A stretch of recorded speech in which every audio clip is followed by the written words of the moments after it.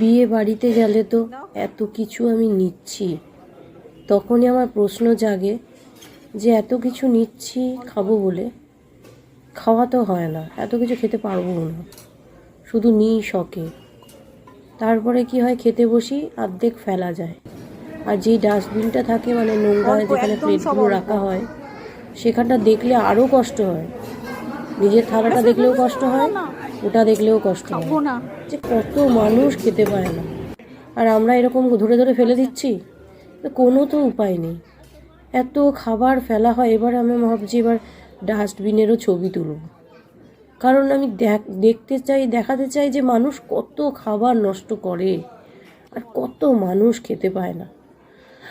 আমারও এক থালা এরকম নষ্ট হয়েছে, অল্প খেয়েছি, খেতে তো পারি না, নেওয়ার শখ, কিন্তু আমিই বা কতটা বাঁচাতে পারবো আর কাকে খাওয়াতে পারবো। কষ্ট হয় এটা ভেবে যে এই খাবারগুলো আমি ঠিক জায়গায় পৌঁছতে পারবো না, নষ্টই হয়েছে, নষ্ট হয়েই যাবে।